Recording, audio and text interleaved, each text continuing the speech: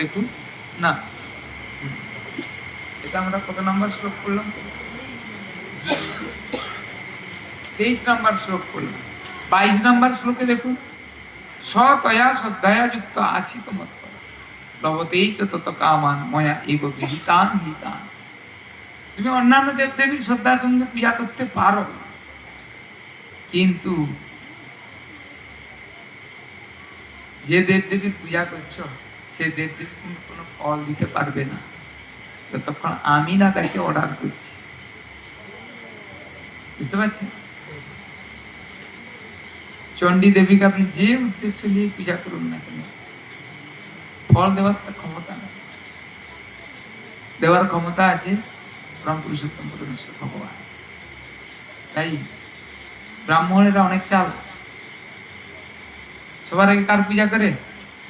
নম ব্রাহ্মণ দেবায় গো ব্রাহ্মণ হিতায়, এই মন্ত্রটা আগে, যেমন দেবীর মন্ত্র,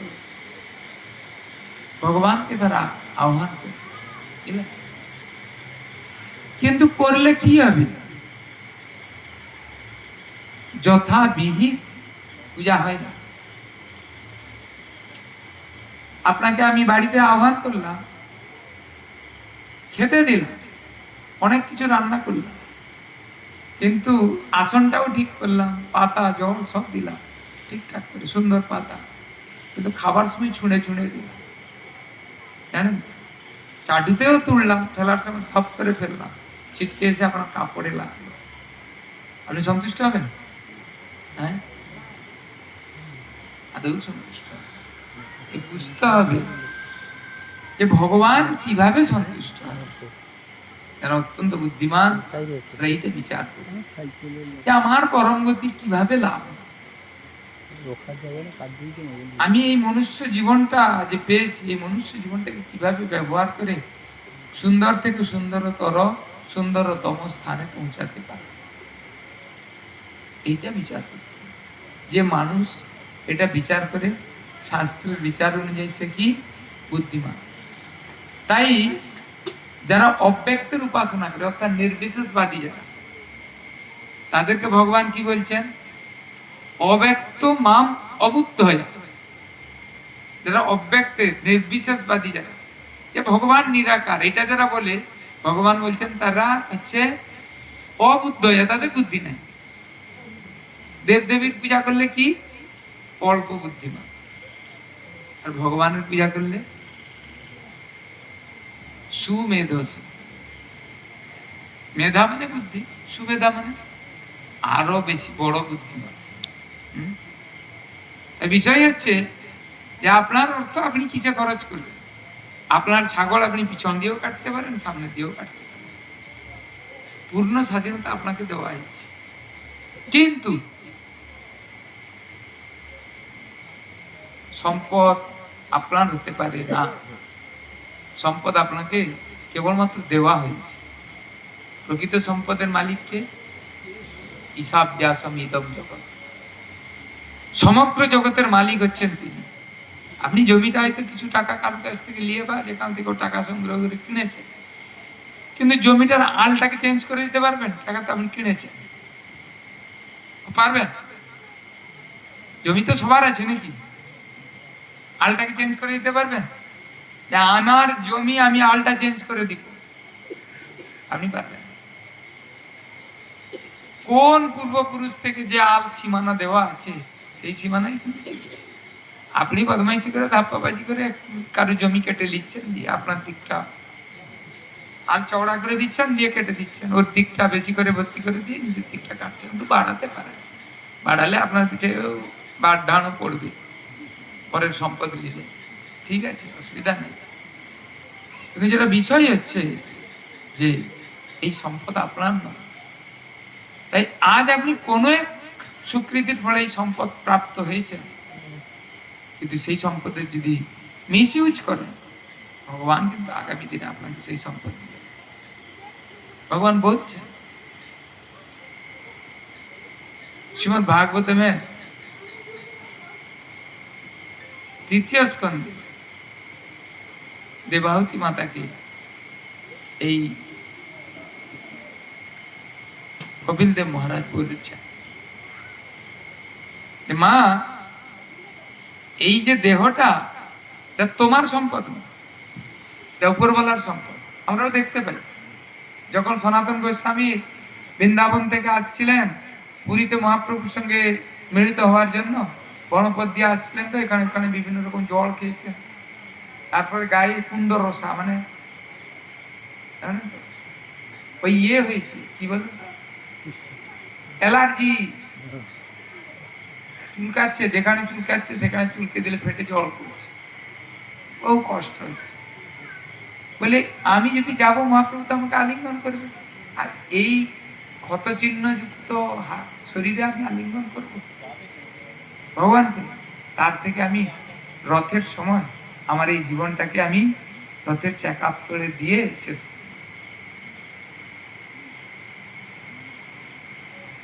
মহাপ্রভু যদি এখানে চলতেন, রাজপথে যদি মহাপ্রভু চলতেন, সনাতন গোস্বামী কোথায় চলতেন? সমুদ্রের পাড়ে পাড়ে। বুঝতে পারছেন?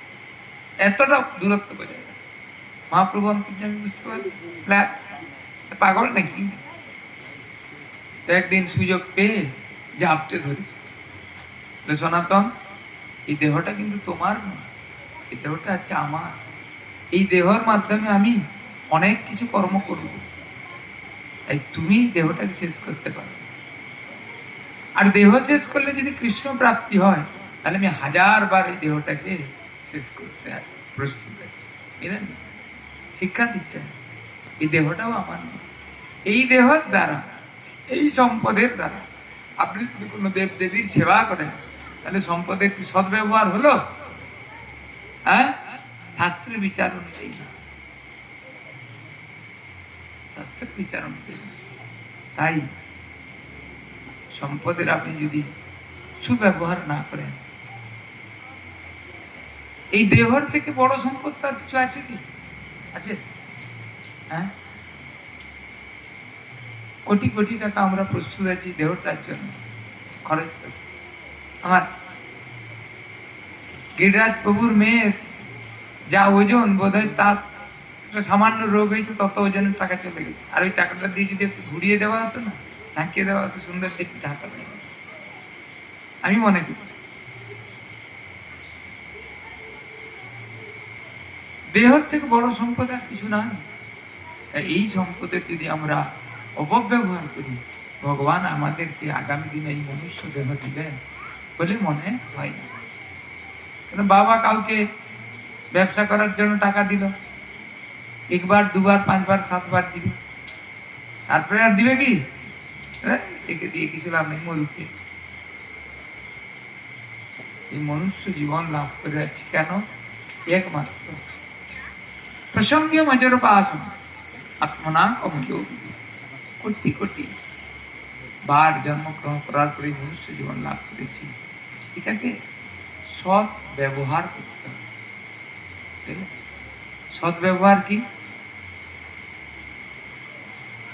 সৎ ব্যবহার কি?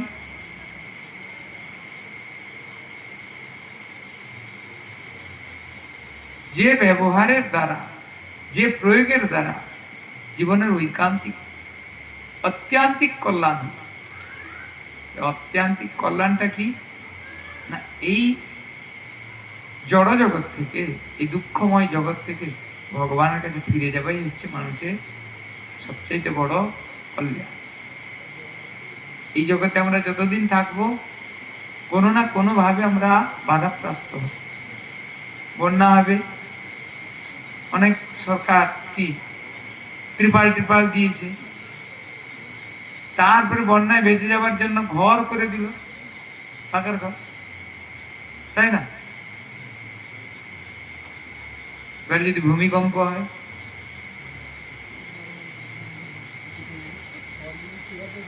যদি ভূমিকম্প হয় তাহলে পাকার ঘর কোথায় যাবে? হ্যাঁ, হরে কৃষ্ণ।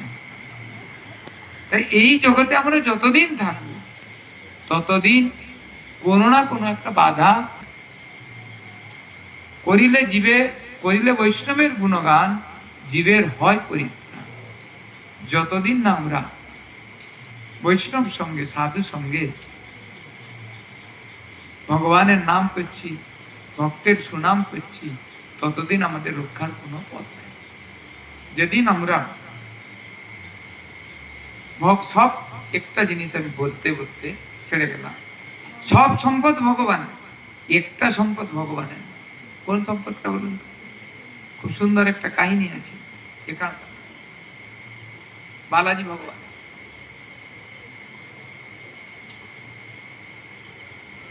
কোন সম্পদটা ভগবানের নয় বলুন?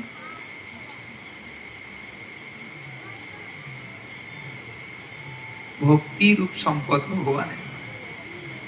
ভক্তি ভগবানের সম্পদ, সেটা হচ্ছে ভক্তের সম্পদ। এক ভক্ত তার গুরুদেবের আদেশ নিয়ে গেছে তিরুমাল পর্বতে, পর্বত, তো সেখানে একটা পুকুর খুঁড়বে, তার গুরুদেব আদেশ করেছেন। তো সে গুরুদেব কেন?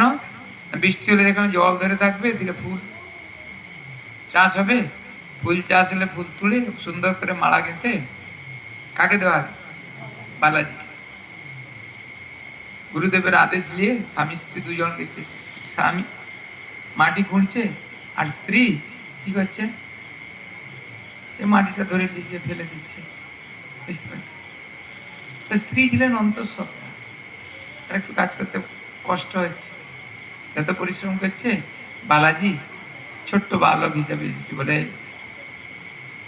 আমাকেও আপনাদের সঙ্গে লাগা কাজ করতে, আমি একটু সহযোগিতা করি আপনাদের। বলছে না, হবে না, যাও, তুমি চল যাও।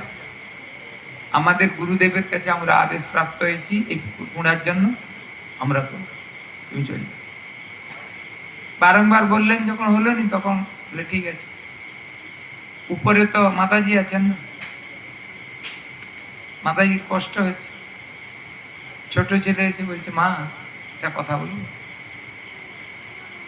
ও তো দিলেন, আপনি খালি তুলে এনে উপরে রাখবেন, আমি চট করে দিয়ে ফেলে দিব, দিয়ে দিব, দিলে আপনার পরিশ্রম কম হবে, আপনার কষ্ট হচ্ছে, আমার ভালো লাগছে।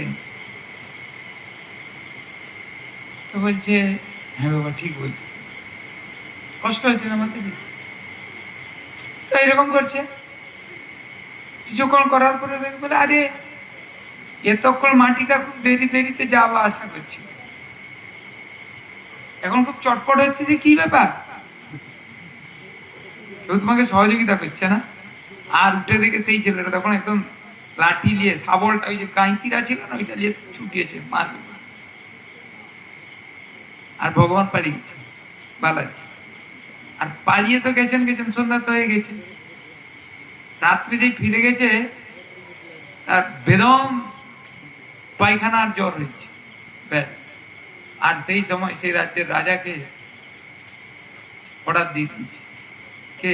বালাজি, 2 দিনের মধ্যে এই পুকুর খুঁড়ে একদম কমপ্লিট করে দিতে হবে, লাগাও লোক লস্কর। ব্যাস 2 দিন পরে যখন গিয়ে দেখে পায়খানা ভালো হয়েছে, বলছে আয় 2 দিন আমি সেবা করিনি ভগবানের, গুরুদেবের আদেশ নির্দেশ পালন করতে পারিনি, চলো। যখন গিয়ে দেখে পুকুর খুঁড়ে হয়ে গেছে, আর দেখে একদম ফায়া। যে ভগবানের এই যে থুতনি আছে না, এখানে দেখছেন, এখানে একটা বালাজি দেখবেন সাদা একটা কর্পূর লাগানো, এমন মেরেছে, একদম ফাটিয়ে রেখে দিয়েছে, রক্ত পড়ছে। এখনো যদি এটা তুলে দেওয়া হয় না, রক্ত ঝরবে। কেন না? ভগবানের কাছে ভক্তিরূপ সম্পদ না, ভক্তের কাছে। তাই যদি ভগবানকে সন্তুষ্ট করতে হয়, জগৎ সংসারে সব তো তা, তাকে কিটা দিয়ে সন্তুষ্ট করবে? একমাত্র সন্তুষ্ট করার পদ হচ্ছে ভক্তি দিয়ে, সেবা দেওয়া। এটা যদি দিতে পারি, ভগবান খুব সন্তুষ্ট। হ্যাঁ, তাই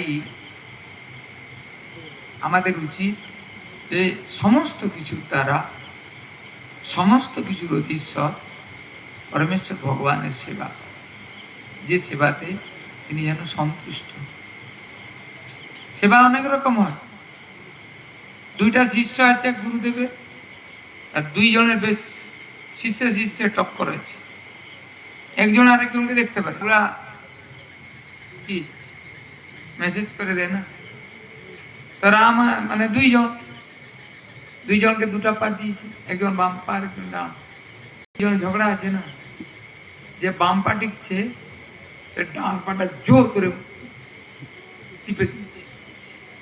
তখন গুরুদেব বাবারে বলছে যে ডান পা টিপছে তার নাম ধরে বলছে, তুই এত জোরে টিপলি? সে রেগে গেছে, বলে কি আমাকে দোষ দেওয়া হবে?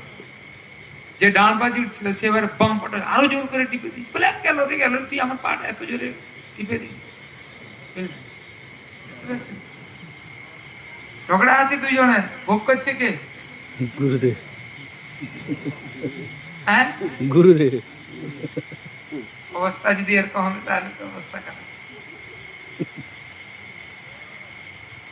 তাই মূল উদ্দেশ্য হচ্ছে ভগবানকে সন্তুষ্ট কিভাবে করতে হবে সেই কৌশল। আপনার ছেলে কি খেলে সন্তুষ্ট হবে বাইরের লোক বুঝতে পারবে, ঘরের যারা আছে তারাই বুঝতে পারবে। তাই শ্রীমদ ভাগবতমে একাদশ স্কন্ধে সুখদেব গোস্বামী উপসংহার দিচ্ছেন, ভক্তি পর ঈশ অনুভব ত্রিশ এক কাল। ভক্তি হচ্ছে অনুভবের বিষয়। কি তিনটা একই জিনিস হবে, সুতুষ্টি পুষ্টি ক্ষুদপায় অনুঘাস। কাউকে যদি প্রচুর খিদা লাগছে, সে যদি এক গ্রাস খায় তার পেট ক গ্রাস পুরবে? হ্যাঁ, এক মুঠা যদি খায় তার পেটটা কতটা পুরবে? গোটাটা পুরো ধরতেই যাবে নাকি? বুঝতে পারছি না আমার বাংলা। আরে যতটা খাবে ততটা পুরবে, গোটাটা ভর্তি হয়ে যাবে না? যতটা খাবে ততটা। আচ্ছা, যতটা খাবে ততটাই মনের আনন্দ হবে কি না বেশি হবে? অনেকগুলা সবজি হয়েছে, তার মধ্যে শাক ভাজা দিয়ে আপনাকে এক মুঠা অন্ন দিয়েছে, আর কিছু দিল নি, আপনার মনটা ভালো লাগবে বলবে? হ্যাঁ, পনিরের সবজিটা দিল নি, আমাকে তুলে দিল, শাক ভাজাটা দিয়ে খাওয়ার যে আনন্দ সেটা পেল, কিন্তু পনিরটা দিয়ে খাওয়ার যে আনন্দ সেটা পাইনি। সুতুষ্টি পুষ্টি দৈহিক বড় ততটা কি না, একদম এক গ্লাস খেয়ে নিলে একদম আপনি ফাটাফাটি শক্তি এসে যাবে কিনা। এই ভক্তি ঠিক আপনি তিনটা একই সঙ্গে সাধিত। কেন? আপনার অনুভব শক্তির উপর নির্ভর। আজ ভগবানকে যদি সুন্দর করে নিজের জন্য নয়, বৃষ্টি হচ্ছে, আমরা কি করি? বৃষ্টি হচ্ছে, খিচুড়ি দিলে ভালো, খিচুড়ি করো, কিন্তু না, এই সেন্সটা সুন্দর করে রান্না করে দিই, ভগবান খাবো আমি ঠিক আছে, কিন্তু মনোবৃত্তিটা যেন প্রথমেই সৃষ্টি না হয়। কাউকে আমন্ত্রণ করতে গেলে প্রভুর ঘরে যে অনুষ্ঠান বাড়িতে গিয়ে বলে এসেছেন, প্রভু নেই আজকে আমাদের ঘরে অনুষ্ঠান হবে, শাক ভাজা, চচ্চড়ি, ডাল, ঘন্ট, রস, সবজি, চাটনি, পরমান্ন, দই, মিষ্টি, পাঁপড় হবে, যাবেন খেতে? হ্যাঁ বলেছেন নাকি? না, আমন্ত্রণ দেওয়া হয়েছে। কি হবে না, এখানে আসলে আপনি কি হয়েছে সেটা জানবেন, তাই না? তাই ভগবানকে দিল কিভাবে দিব, এটা অনুভবের বিষয়। আপনার যার যত অনুভব শক্তি প্রখর, সে ভগবানকে সন্তুষ্ট করা তার যে মাত্রা সেটাও বেশি। তাই দেব দেবীদের পূজা প্রাথমিক স্তরে ঠিক আছে, কিন্তু দীর্ঘায়িত স্তরে ঠিক না। কেন? এই দেব দেবীরাও চান কি? চান আমার স্বামীর পূজা হোক।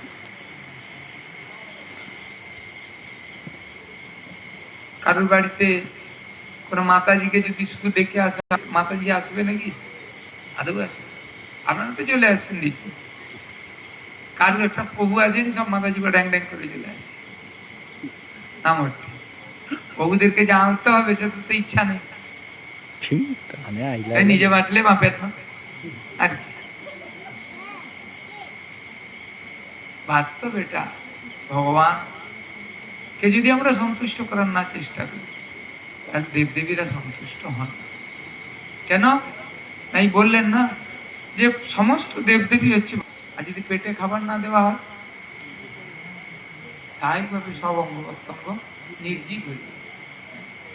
তাই শ্রীমদ ভাগবতম চতুর্থ স্কন্ধে খুব স্পষ্ট করে বলা হয়েছে, যথা তরু মূলে নিষিঞ্চেন তিপ্পন্তি তৎস্কন্ধ ভুজ উপশাখা তৎপ্রাণ প্রহার যথে ইন্দ্রিয়া তথ আহর্ণ উচ্চ ত্যাজ্যা। পেটে খাদ্য দিলে যেমন সমস্ত অঙ্গ প্রত্যঙ্গ সজীব থাকে, ঠিক তেমনি গাছের গোড়ায় জল দিলেও নতুন করে গাছের ডালাপালায় জল দেওয়ার প্রয়োজন নেই। তাই আমরা যদি ভগবানের সেবা করি, দেবদেবীরা এমনিতেই সন্তুষ্ট, নতুন করে দেবদেবীদের পূজা করার প্রয়োজন নেই। ঠিক আছে, হরে কৃষ্ণ।